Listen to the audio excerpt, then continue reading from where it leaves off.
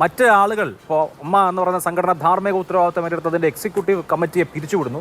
പക്ഷേ മുകേഷിനെ സംബന്ധിച്ച് ഇതൊന്നും ബാധകമല്ലാത്ത നില സ്വീകരിക്കുകയാണ്. ജനപ്രതിനിധിമാർ രാജിവെക്കുന്ന കീഴ്വഴക്കമില്ല, അതൊരു തൊടുന്യായമാണ്. കീഴ്വഴക്കങ്ങൾ ആരംഭിക്കാവുന്നതേ ഉള്ളൂവല്ലോ. ഇവിടെ ഇപ്പോൾ മുകേഷ് അദ്ദേഹത്തിൻ്റെ ഡിഫൻസിന് വേണ്ടി അദ്ദേഹത്തിൻ്റെ പാർട്ടിയെയും അദ്ദേഹത്തിൻ്റെ പാർട്ടി ചിഹ്നങ്ങളെയും അദ്ദേഹത്തിൻ്റെ പാർട്ടി വിലാസത്തെയും ഉപയോഗിക്കുന്നത് ഒരു ഇടതുപക്ഷ സഹയാത്രികൻ എന്നുള്ള നിലയിൽ താങ്കൾക്ക് അഭിമാനകരമാണോ?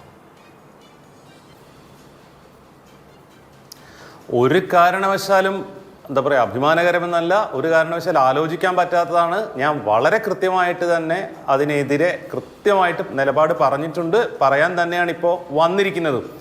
ഇതെന്താണെന്ന് വെച്ചാൽ കേരളം നമ്മുടെ ചരിത്രത്തിൽ ഇന്നേ വരെ ഇല്ലാത്ത ഒരു സന്ധിയിലൂടെ ഒരു ട്രാൻസിഷനിലൂടെ പോയിക്കൊണ്ടിരിക്കുകയാണ്. It's A first time in history experience.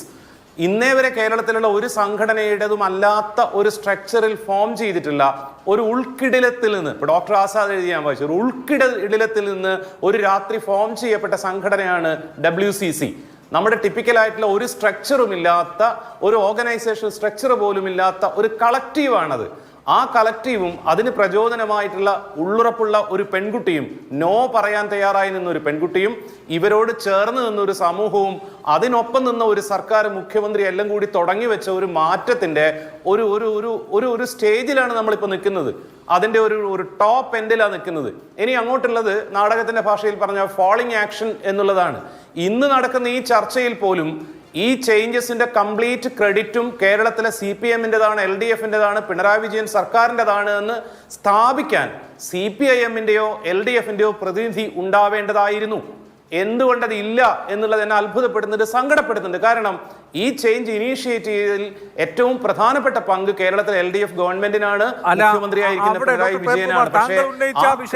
Establish ചെയ്യാൻ ഈ വിഷയത്തിൽ യാതൊരു തരത്തിലുള്ള പ്രതികരണവും വേണ്ട എന്ന് CPM എന്ന് പറയുന്ന പാർട്ടി തീരുമാനിച്ചതുകൊണ്ടാണ് അവരുടെ പ്രതിനിധി ഈ ചർച്ചയിൽ ഇല്ലാത്തത്. അങ്ങനെ ഇത് പൊതുസമൂഹത്തിന്റെ വിഷയമാണ്, സ്ത്രീ സമൂഹത്തിന്റെ വിഷയമാണ്, നീതിയുടെ വിഷയമാണ്, നീതി നിഷേധം പരിഹരിക്കുന്നതിന്റെ വിഷയമാണ്. അങ്ങനെ നീതി ഒരു ഭാഗത്ത് നിൽക്കുമ്പോൾ ആ വിഷയം അഡ്രസ് ചെയ്യാൻ പൊതുജനമധ്യത്തിൽ വരാൻ പോലും എന്തുകൊണ്ടാണ് കേരളം ഭരിക്കുന്ന രാഷ്ട്രീയ പാർട്ടിക്ക് പറ്റാത്തത് എന്ന് അവർ ആത്മപരിശോധന നടത്തേണ്ട വിഷയമല്ലേ? എന്തുകൊണ്ടാണ്? ഇതുപോലെയുള്ള ആളുകൾ കൂടെ ഉള്ളതുകൊണ്ടായിരിക്കുമല്ലോ, ഇതുപോലെയുള്ള ആളുകളെ ഡിഫെൻഡ് ചെയ്യേണ്ടി വരുമെന്നുള്ളത് കൊണ്ടായിരിക്കുമല്ലോ അവർക്ക് പൊതുജനമധ്യത്തിൽ വന്ന് ഇത് പറയാൻ പറ്റാത്തത്.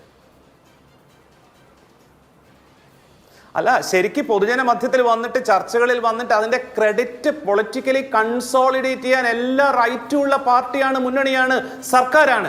അത് നടക്കുന്നില്ല എന്നുള്ളതാണ് സങ്കടം. മുകേഷ് പറഞ്ഞ ഒരർത്ഥത്തിൽ ശരിയാണ്.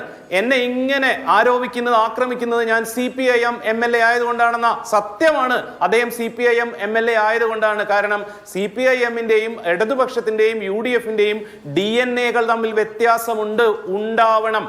UDF-ന്റെ കോൺഗ്രസിന്റെ ഒരു MLA-യിൽ നിന്ന് ഉണ്ടാവേണ്ടുന്ന പ്രതികരണമല്ല മുകേഷിൽ നിന്ന് ഉണ്ടാവേണ്ടത്. എല്ലാ കേസുകളും അൾട്ടിമേറ്റ്ലി സുപ്രീം കോടതി വരെ പോയിട്ട് മാത്രമേ പരിഹരിക്കപ്പെടുള്ളൂ, തീരുമാനിക്കപ്പെടുള്ളൂ. പക്ഷെ ഇവിടെ അതല്ല പ്രശ്നം. പരാതി പറയാൻ പോലും ഏറ്റവും എസ്റ്റാബ്ലിഷ്ഡ് ആയിട്ടുള്ള രഞ്ജിനിയെ പോലെയുള്ള ഒരു സ്റ്റാർ, ഒരു വുമൺ സ്റ്റാറിന് പോലും പറ്റാത്തൊരു സിറ്റുവേഷനിൽ നിന്നാണ് ഈ അന്വേഷണം തുടങ്ങുന്നത്, കമ്മിറ്റി അന്വേഷണം തുടങ്ങുന്നത്. അത്തരം ഒരു കോണ്ടെക്സ്റ്റിൽ 3 റിവലേഷൻസ്, 3 വെളിപ്പെടുത്തലുകൾ ഈ മനുഷ്യനെതിരെ വന്നിട്ടും ഡൊമസ്റ്റിക് വയലൻസിന്റെ ക്ലിയർ ആയിട്ടുള്ള റെക്കോർഡ്സ് നമ്മുടെ മുന്നിൽ ഉണ്ടായിട്ടും അദ്ദേഹം അധികാര സ്ഥാനത്ത് തന്നെയാണ് ഇരിക്കുന്നത്. സുപ്രീം കോടതി വിധിയിൽ MLA പോസ്റ്റ് എന്നുള്ളത് അധികാരമല്ല എന്ന് പറഞ്ഞതുകൊണ്ട് കാര്യമില്ല. അദ്ദേഹം സിനിമാ നയരൂപീകരണ സമിതിയിൽ മെമ്പറാണ്, ടെക്നിക്കലി ഇപ്പോഴുമാണ്. AMMA എന്ന് പറഞ്ഞ പകുതി പിരിച്ചുവിട്ട് കഴിഞ്ഞ ഒരു സംഘടനയിലെ ഏറ്റവും ഇൻഫ്ലുവൻഷ്യലായ പൊസിഷനിലാണ്. അപ്പം എന്താ പറയാ, ഈ നീതി നിർവഹണം എന്നുള്ളത്, ഇതിലെ വിക്ടിംസിന് നീതി ലഭിക്കുക എന്നുള്ള സാഹചര്യം ഉടലെടുക്കണമെങ്കിൽ, സംജാതമാവണമെങ്കിൽ കുറ്റാരോപിതരായിരിക്കുന്ന ആളുകൾ ഇൻഫ്ലുവൻഷ്യൽ പൊസിഷനിൽ ഉണ്ടാവാൻ പാടില്ല. അത് വളരെ ബേസിക് ആയിട്ടുള്ള ഒരു എസെൻഷ്യൽ റൂളാണ്. ഇടതുപക്ഷത്തിന് കൃത്യമായിട്ട് അറിയാവുന്നതാണ്. എൽദോസ് കുന്നപ്പള്ളി രാജിവെച്ചിട്ടില്ല എന്നുള്ളൊരു ന്യായത്തിന്റെ മുകളിൽ തൂങ്ങിയിട്ട് അത് പറയുന്നത് ഇടതുപക്ഷത്തിന് CPM-നും നഷ്ടം മാത്രമേ ഉണ്ടാക്കുമെന്ന് ഞാൻ വിചാരിക്കുന്നു. പക്ഷേ മുകേഷിന്റെ രാജിയുടെ കാര്യത്തിൽ രാജിവെക്കണമെന്നുള്ള തീരുമാനം തന്നെ പാർട്ടിയിൽ നിന്നും LDF-ൽ നിന്നും ഉണ്ടാവും എന്നുള്ള പ്രതീക്ഷയിൽ തന്നെയാണ് ഞാൻ ഇപ്പോഴും ഇരിക്കുന്നത്, ഇപ്പോഴും സംസാരിക്കുന്നത്.